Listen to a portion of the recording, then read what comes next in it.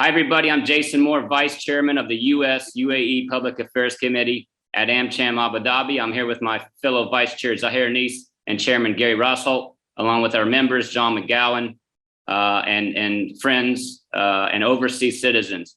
And thank you so much to our honored guest, Nancy from the U.S. Embassy Abu Dhabi. She is the Voting Assistance Officer and will make it easy for Americans overseas to vote. Over to you, Nancy.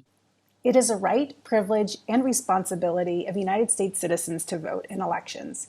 As the Voting Assistance Officer for the United States Embassy in Abu Dhabi, I wanted to discuss resources from the Federal Voting Assistance Program that are available for overseas citizen absentee voting. This information may help you participate in the 2022 elections. The Federal Voting Assistance Program administers federal authority under the Uniformed and Overseas Citizen Absentee Voting Act, which allows eligible citizens to register to vote, request a ballot, and vote absentee. It applies to absent uniformed service members, merchant marines, their eligible family members, and other U.S. citizens residing overseas. Realize that elections are run by states, and the federal role is limited, but does result in overseas citizens having the same instruments, such as the federal postcard application, and the same resources available at fvap.gov. These resources are important as the Federal Voting Assistance Program estimates that turnout for eligible overseas citizens is low. Turnout for the 2020 election was estimated to be less than 8% for the eligible overseas citizens, which is 1/10 of the turnout for stateside citizens. This information and more is available at the fvap.gov website in a report called State of the Overseas Voter. The graph on this slide shows the estimated count of overseas citizens by country that they are residing in and their estimated 2020 election turnout. If you are curious about a country not listed, fvap.gov's Interactive Data Center allows you to view estimated turnout by country and election year. When I checked 2020 election turnout for overseas citizens residing in the United Arab Emirates, I saw the turnout was estimated at 9%. The State of the Overseas Voter report examined potential reasons for this voting gap. As you can see for the 2020 election, FVAP estimated that less than 8% of turnout for overseas citizens compared to almost 80% for citizens living stateside. The report describes two reasons for the gap. First, the obstacle gap describes the percentage of overseas citizens who wanted to or tried to vote but were unsuccessful. And second, the residual gap, which is the percentage of overseas citizens who did not vote because of other reasons such as lack of interest or motivation. Today, I hope to share resources available at fvap.gov to help close the obstacle gap so that Americans can vote wherever they are.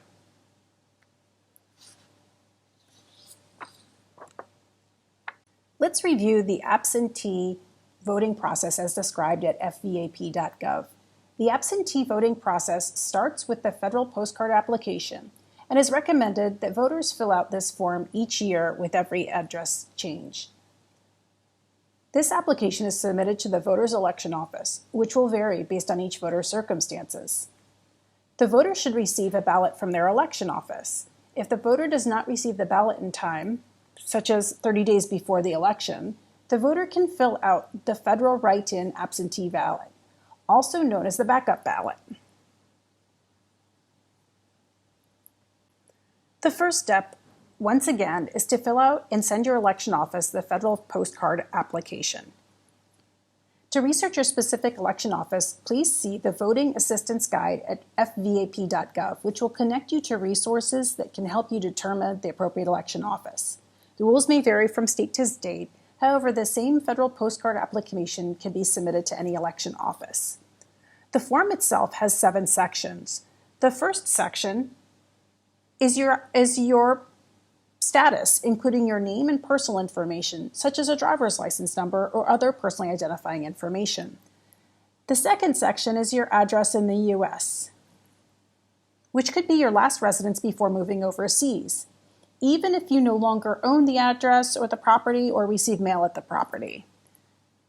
The third section is your current address where you are residing overseas. The fourth section is your current contact information.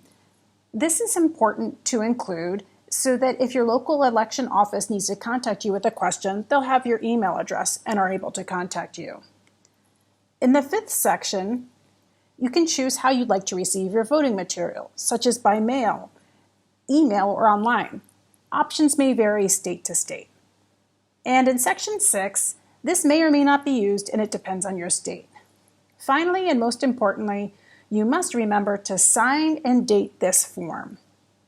It is recommended that you submit the form by 90 days before the election, and you may have options to email or fax this form as well. Election officials are required to send your ballot 45 days before the election. If you have not received a ballot by about 30 days before the election, you may submit a federal write-in absentee ballot, also known as the backup ballot. You can find the backup ballot at fvap.gov. The most important resource for you as an overseas voter is www.fvap.gov. From this website, you can find an online assistant to help you locate resources, such as a voting assistance guide, election forms, and materials. You can even find templates for postage-paid envelopes for those able to mail their materials from a U.S. embassy or consulate. The slide mentions that we have some envelopes at the embassy, but it is recommended to print at home because when you use the template, your election office address can be printed directly on the envelope. How you can return your voting materials depends on your state. Most states will allow mail, fax, and email submission of the federal postcard application. However, when it is time to submit your ballot, methods to submit your ballot may not be the same. It is important to understand the requirements for your specific states. Many states do require ballots to be sent in the mail. You can use international mail, private courier, or diplomatic pouch.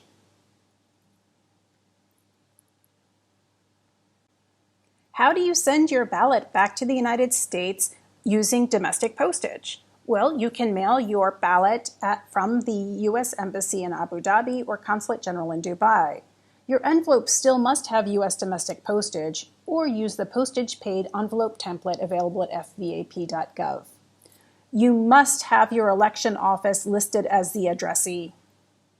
And once you have sealed your ballot envelope, you can drop it off at the U.S. Embassy in Abu Dhabi or U.S. Consulate General in Dubai. Please visit the U.S. Mission to the U.A.E. website for detailed drop-off instructions. The website shown here on the bottom left of the slide will be continually updated to show current information for the 2022 election. It is recommended that you drop off your ballot by September 30th, 2022 for the election.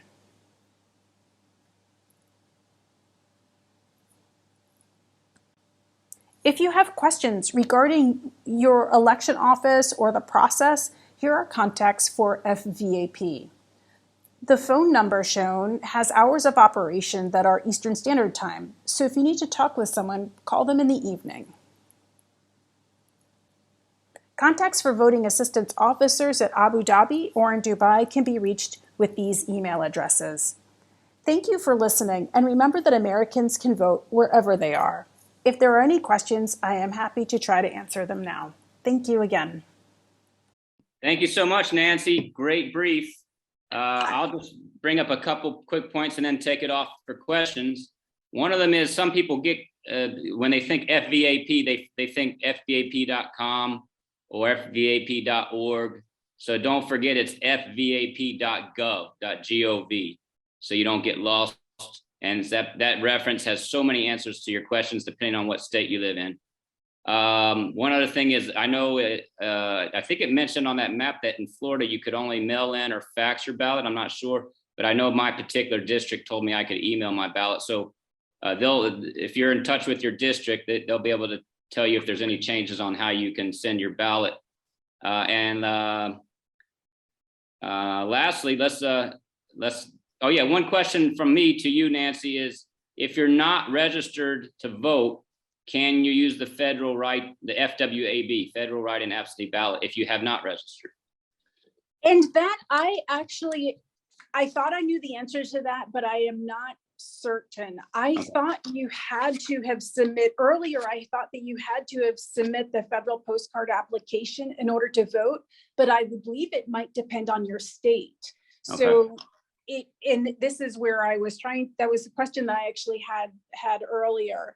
The best thing is to to at least enter in that federal postcard application to cover your bases. But it could be that some states will allow you to use the backup, even if you haven't. Okay. So the fundamental rule is that when in doubt, just get online, go to fvap.gov and register.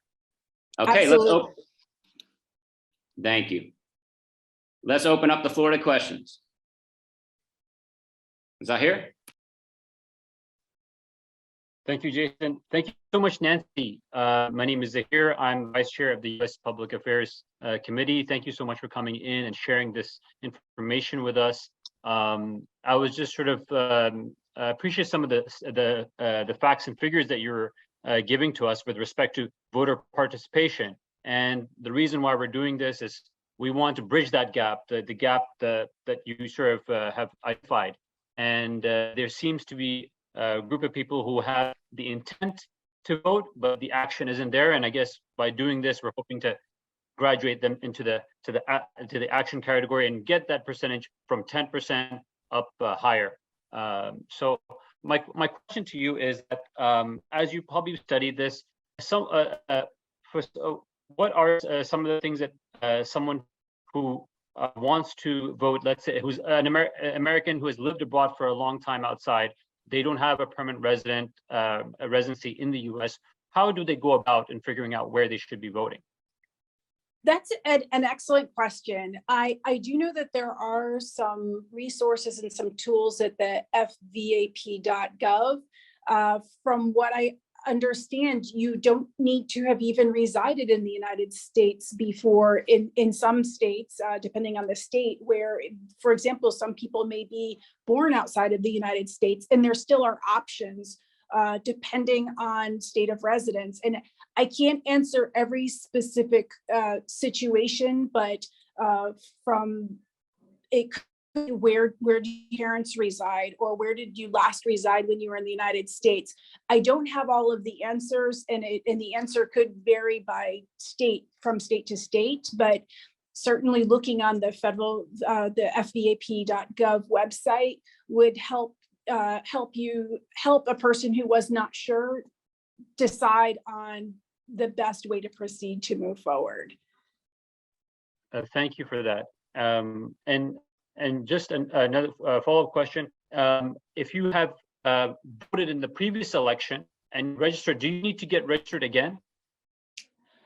From the way I understand it, yes, is they recommend that you register every year. So even if you voted in the previous election, it would be good to go ahead and register again to make sure that they have the correct contact information, and especially if you've moved, to register again. And once again, they recommend registering every January at the start of every year to submit that postcard again each year. So if you aren't sure or are sure, I think the answer is always to check the fvap.gov and to submit the postcard application to make sure that they have current contact information for you.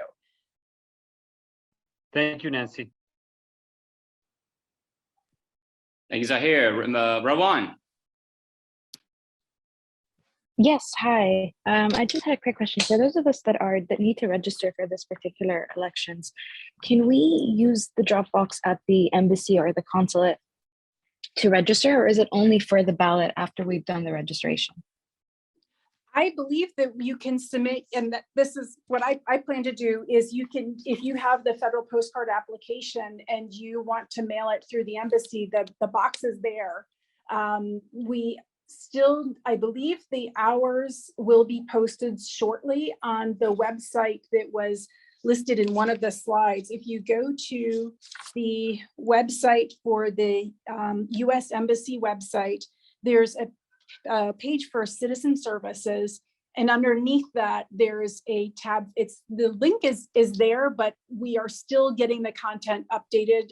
So this is the correct slide. The one with the, I'm sorry, it was the one with the web address at the bottom left corner. This one,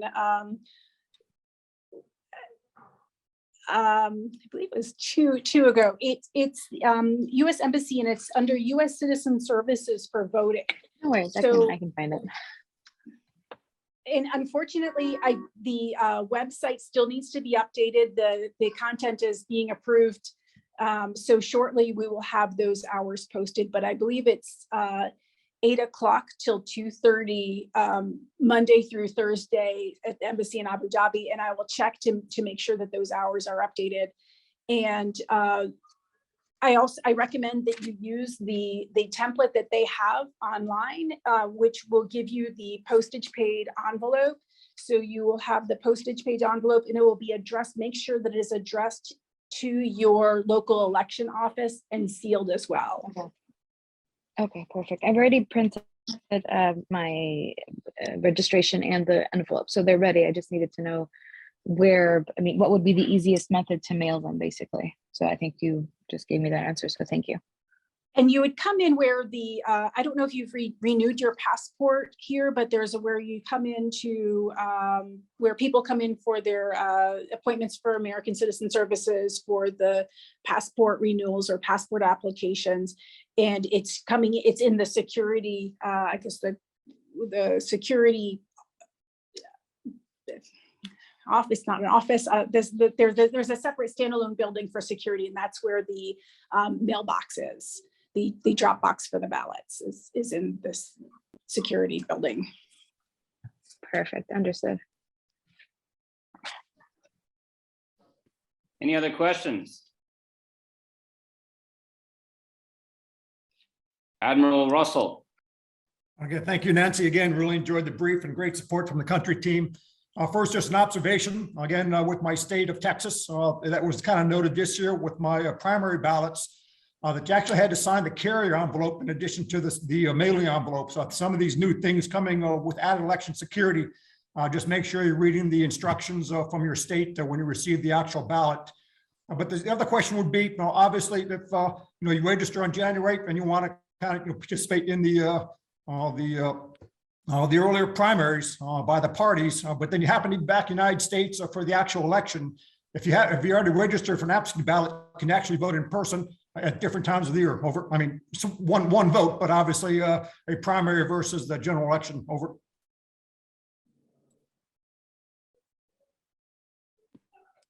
That's great feedback. I'll keep that in mind. You never know when we'll get sent over back to the states. Could be during the election in November. Any other questions out there? Zaheer? Sorry, just to let everyone know, what are the so we're aware, what are the deadlines for submitting the registration? So everyone should have the date marked off. They recommend having that submitted by August 1st. I believe 90 days before the election was the recommendation for the postcard application. So that looked like August 1st to me, and I think I saw somewhere else August 1st. So that would be, this is timely. This is a very timely opportunity to get the word out. August 1st should be the when you're trying to get the postcard application, and then for the vote, it would be, I believe September 30th was the recommendation for having the ballot being sent. Thank you, Nancy. We're going to spread the word as much as we possibly can, and hopefully next time when you have the stats on the U.A.E, that number will be higher than 9 or 10%. Wonderful. That's wonderful to hear. And actually, the 9 or 10%, the 9% that was estimated was actually higher. The turnout was even lower in prior elections. So it's progress is slow, but I hope that we can continue to improve turnout. Hopefully the U.S. PAC committee played a role in that increase, and the U.S. Embassy. Rowan has her hand up.